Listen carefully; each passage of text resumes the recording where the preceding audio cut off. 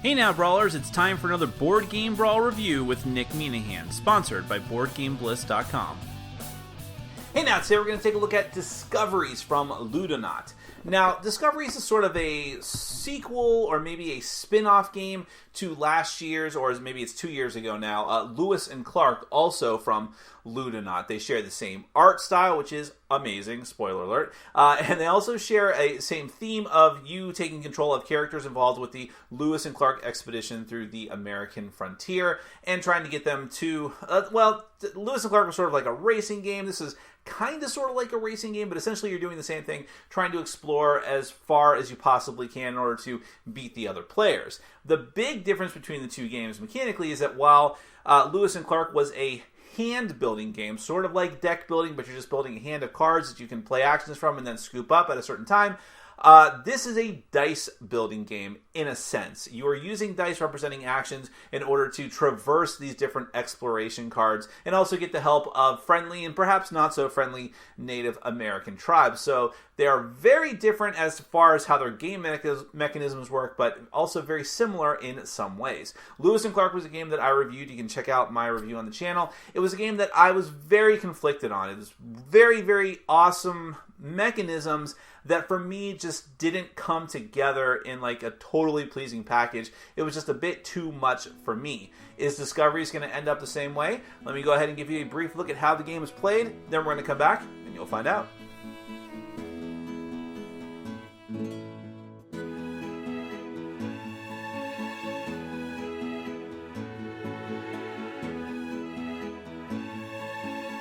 Alright, I'm going to give you a very brief rundown of Discoveries. This is a competitive game for 2 to 5 players.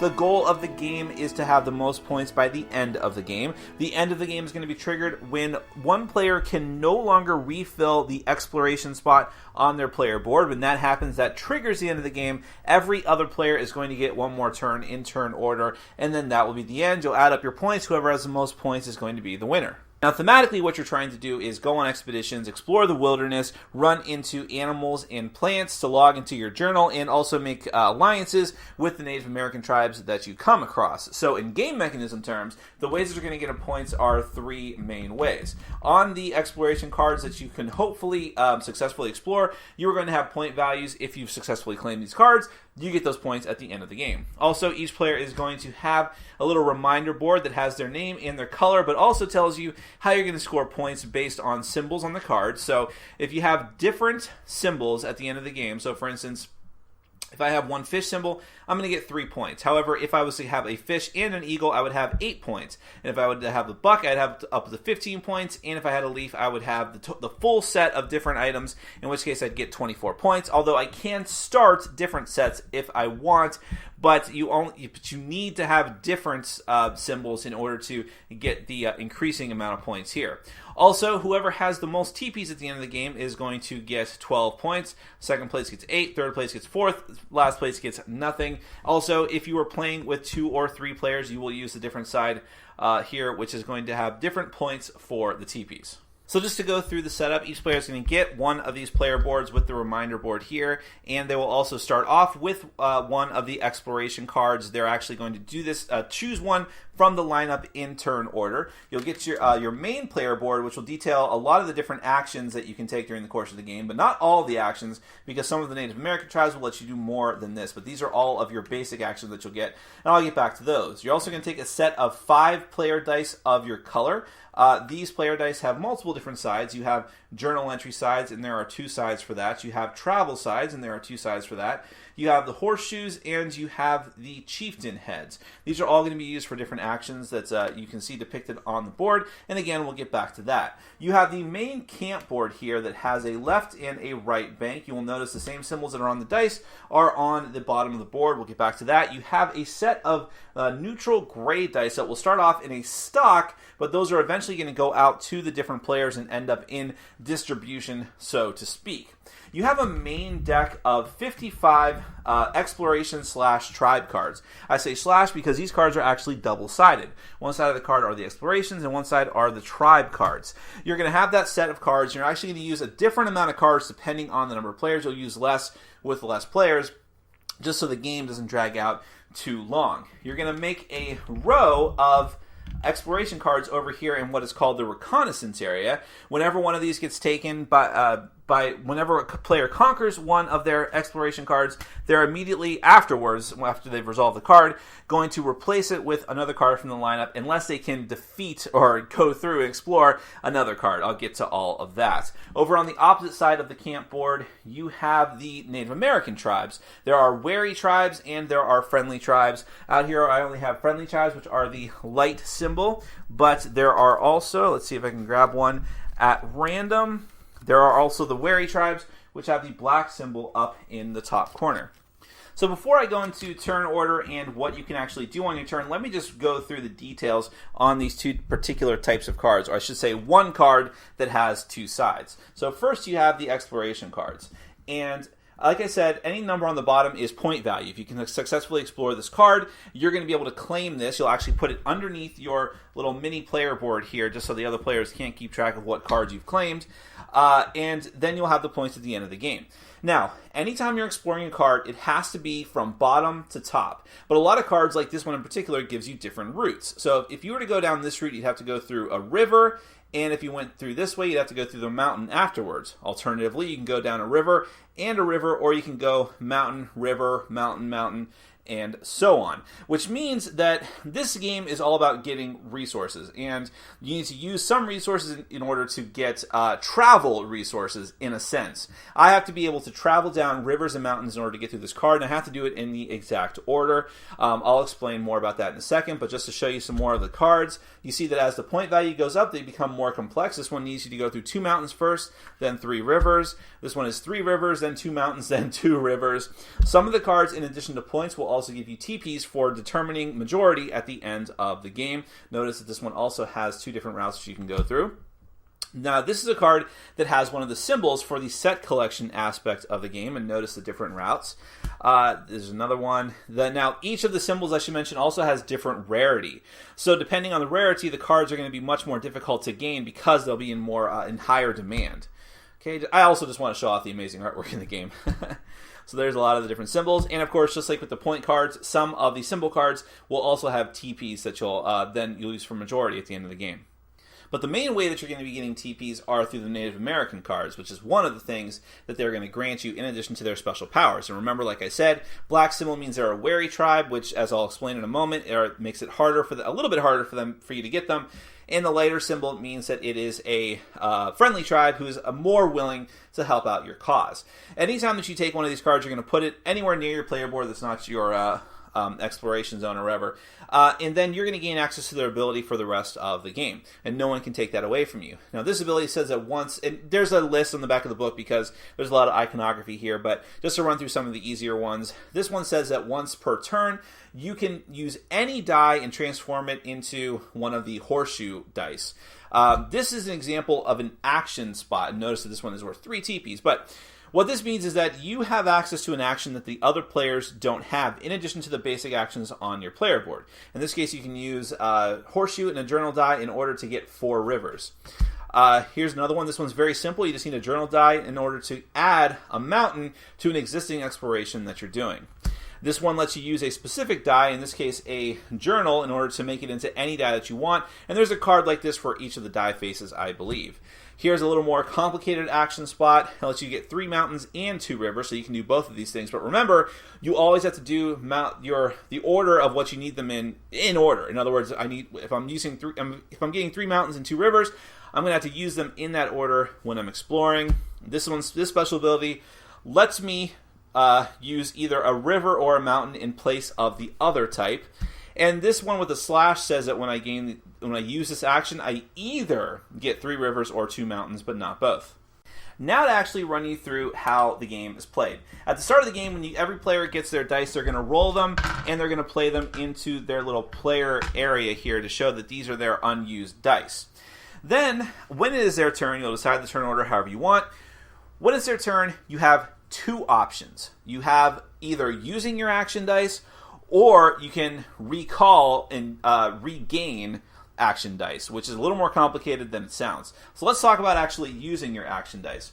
First things first, you can only, I'm trying to get out of the glare of my light, you can only use 1 face of action die per turn.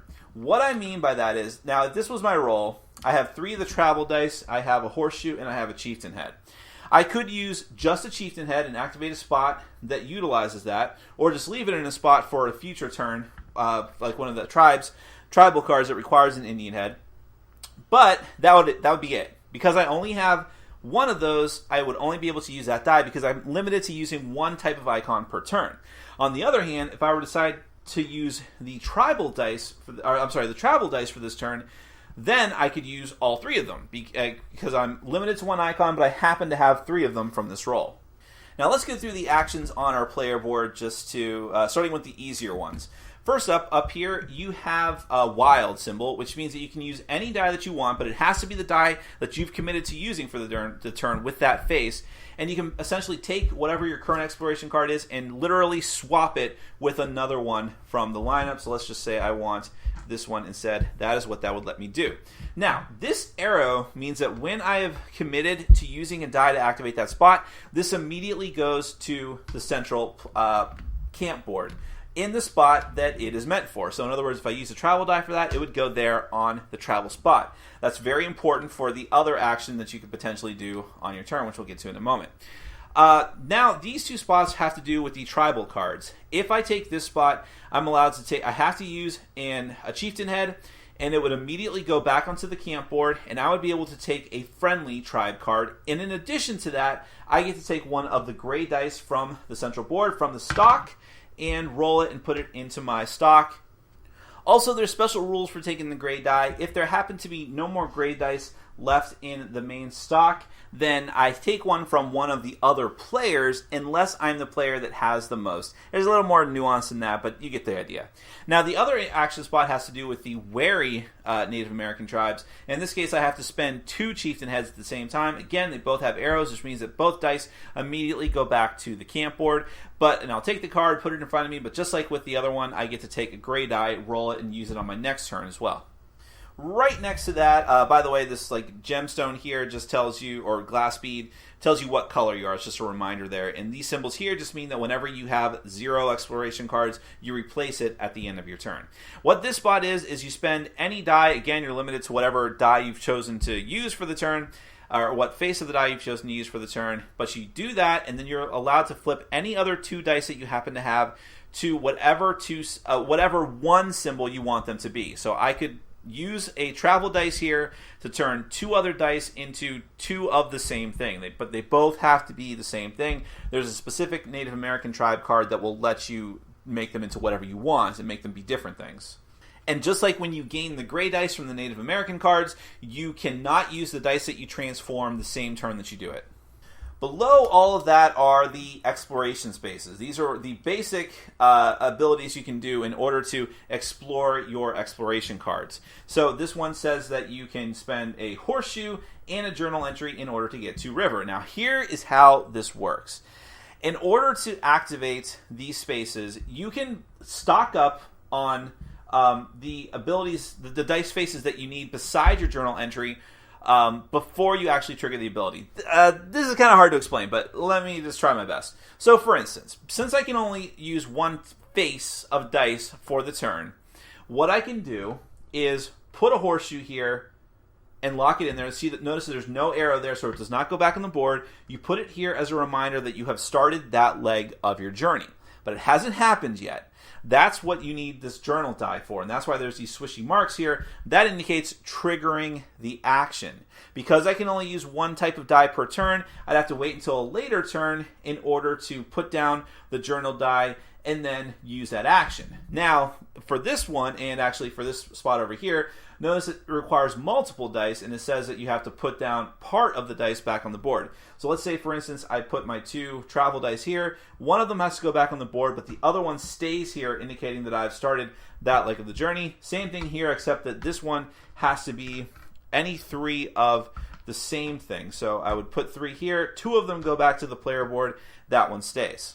Now, if I was prepping for a really big journey, I might use all of my actions on previous turns in order to start all 3 legs of this journey, and then on a later turn, if I have 3 journal dice, I can kick off all 3 at the same time, or I should say in the order of my choice, in order to make my way through exploration cards. So let's just use the exploration card that I have in front of me, which I actually swapped out using the example of that other action. I need one river and one mountain in that order. You can overshoot it, by the way, that doesn't matter, but you at least have to have 1 and 1 in this particular case. So if I wanted to do that, I would have to activate one of these 2 spots. I'd probably do the 2 river because that's a little bit overkill here, and then I would activate the mountain, and that would enable me to get through this spot. I would claim the card, put it underneath my little point cheat sheet here, and that's that. At the end of the game, I will have access to that eagle.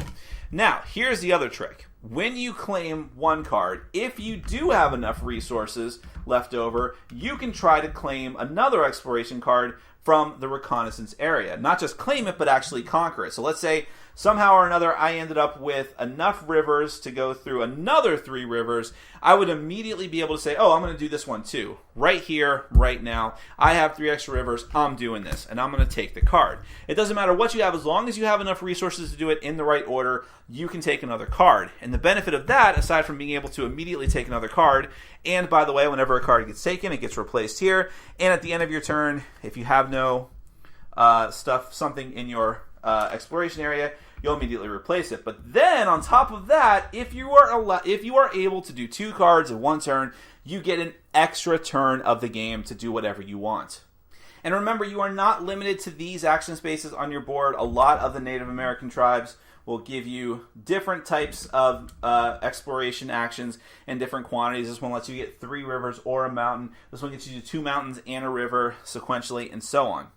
But now, eventually, you are not going to have enough dice to do everything that you want to do on your turn. You blew your wad on a previous turn, and now it's your turn again, and you're like, okay, I have no more dice in my stock. Well, now it is time to claim dice. And here's how this works.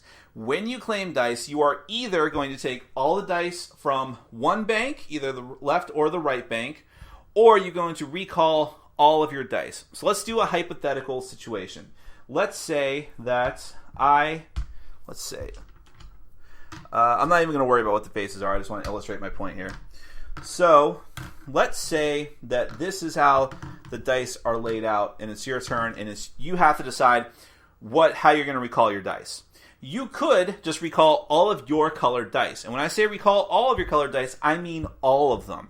Meaning not just the ones that are on the camp board, but also you may recall the dice that are already placed on your board if you just want to re-roll them for whatever reason, or the ones in your stock. But if other players had claimed your dice, then you would take them off of their board no matter what, even if they are on action spaces committed to exploration actions for those players.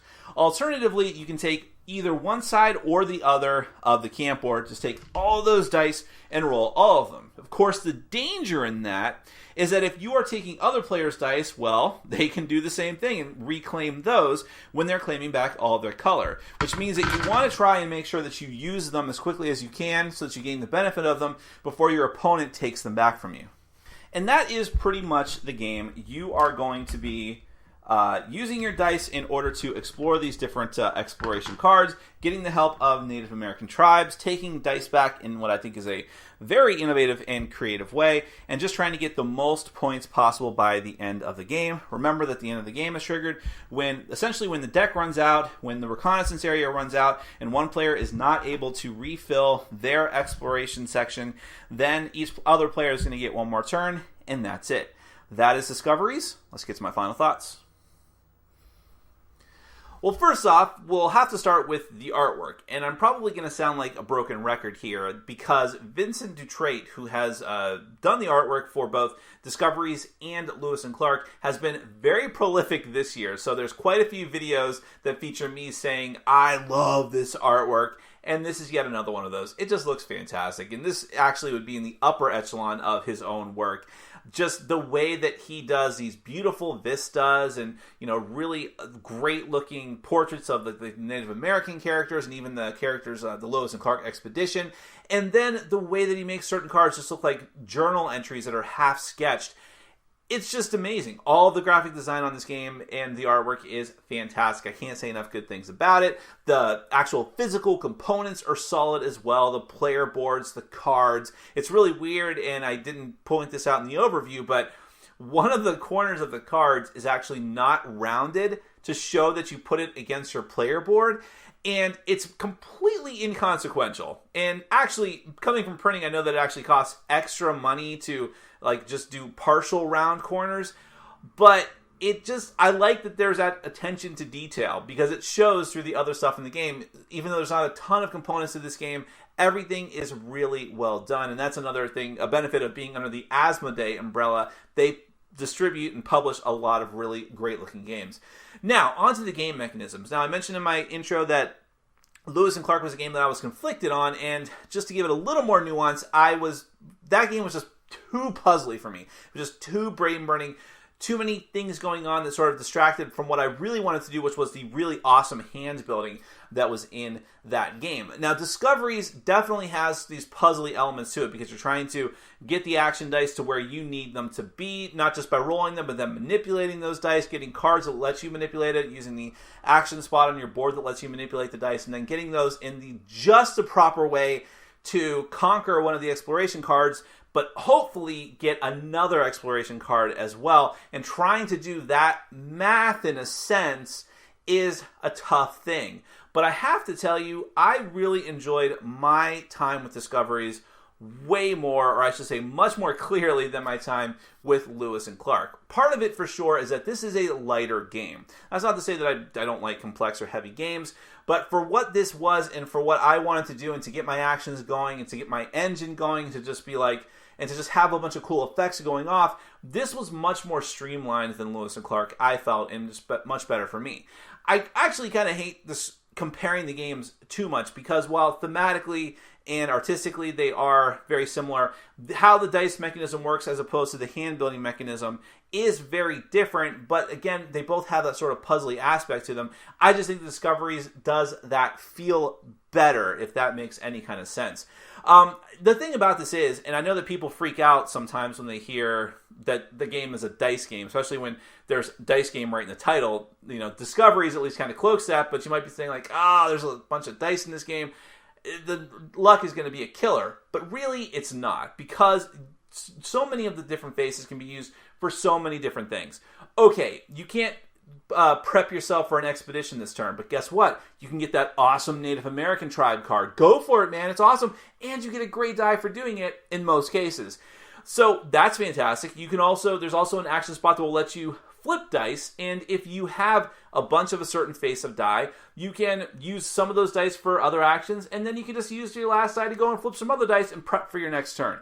The point of this all being that I never felt overwhelmed by randomness. I never felt like there was nothing I can do, like, totally screwed, nothing I can do now, I might as well just pack it in because the dice just aren't rolling for me. I never had that feeling. I had the feeling like, well, okay, that wasn't the role I really wanted, and now it's going to be a little bit of extra work, but then again, new possibilities can open up. And I really enjoyed that. I never felt constricted by the dice. I just felt like, this is what I have, I need to make the best use of them, and that is crunchy, but also fulfilling at the same time.